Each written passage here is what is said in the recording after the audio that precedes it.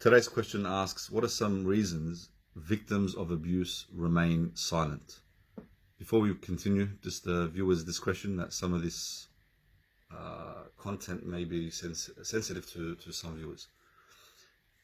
So when we talk about abuse, in this video, I'm trying to summarize them all into, to fit all the categories or most of the categories of abuse. So domestic violence, so perpetrator, victim, perpetrator, husband, victim, wife, and also perpetrator, wife, victim, husband, and also child abuse. So what are some reasons why people remain silent, right? So the first reason is judgment. So victims of abuse fear the judgment of their community, they fear the judgment of their family members, and they fear the judgment of people in general. Judgment meaning, victim blaming. And we see this a lot in our community where, the first question that's asked by some leaders or some people, and even police officers and other people, is, what did you do to make your partner angry? What's your part in all this? And while a lot of people might say, what's wrong with that question? This is actually victim blaming, right? It's equating the, for example, not cooking the husband some eggs as equal with the abuse she endured for not cooking him eggs, for example. What did you do to make him angry? There's no excuse for abuse, and a perpetrator always has the option to do something else, walk away, talk it out, go for a walk or what have you. Abuse is a choice. There's intent behind it, and there's no excuse for it. So judgment is what they fear. Another one is shame. So shame can play a significant role in keeping survivors of abuse silent. The shame of also the community, like, the shame of being divorced, or the shame of not being able to protect yourself, especially in this case, male victims. Male victims usually don't talk about their abuse because they might be laughed at by their mates or by people, that you were abused by a woman. So this happens as well with males and also with females. There is shame associated with it. Also safety. So a victim may be afraid of the perpetrator. There may have been, and usually I see this happen, where the perpetrator might give signs and hints, throughout the relationship, to put fear, to instill fear in the victim's heart and mind.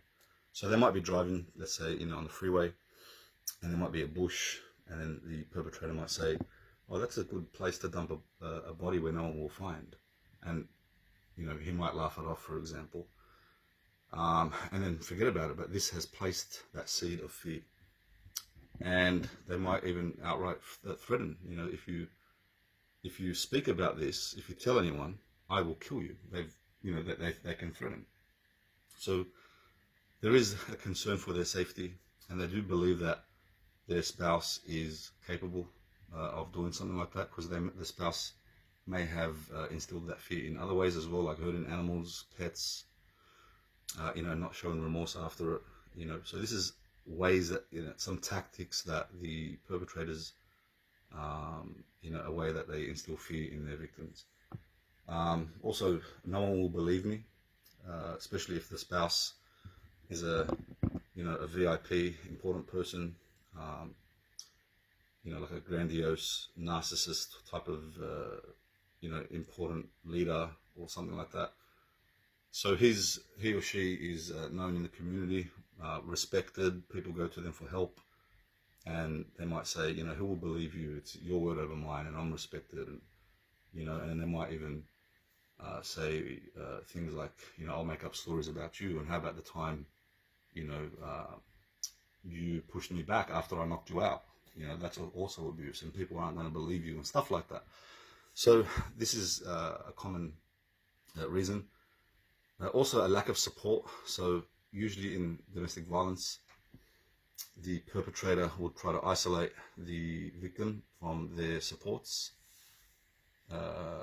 isolate them from their family members, their friends, their social networks, so that when this time comes, if the victim wants to leave, they have no one to turn to, right?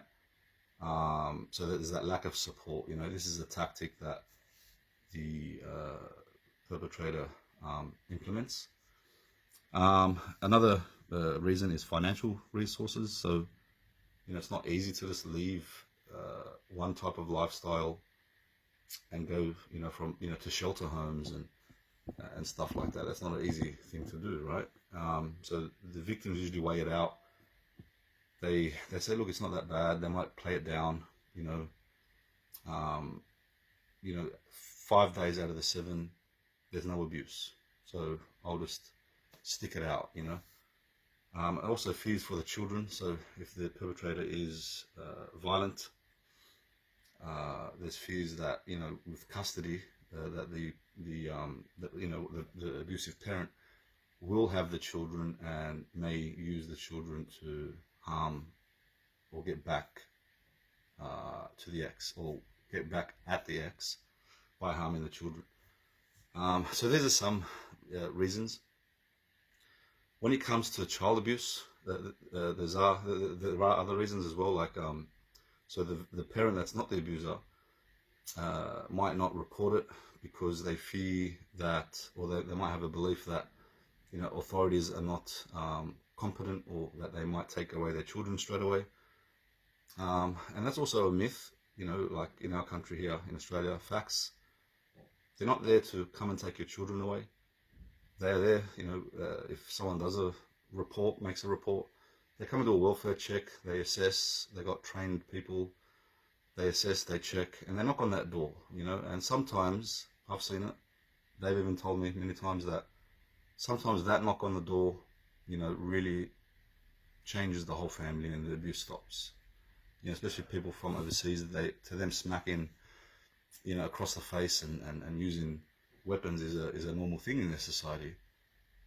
Although they know it's wrong because they still hide it. But however, sometimes that knock on the door can really fix things. However, if it doesn't, then that's when they intervene and may take your children away from you if they believe that they are at significant risk. So this is a reason why the partner who is not the abuser doesn't report that. They don't want to break the family, and also they may also fear the spouse. If there may be warnings from the spouse saying, if you report this, I will, disown you, or I won't pay child support, or all the other stuff. So here are some reasons. I've tried to summarize them as quick as I could. If you found this video to be helpful, let me know in the comments, and I will see you guys next time.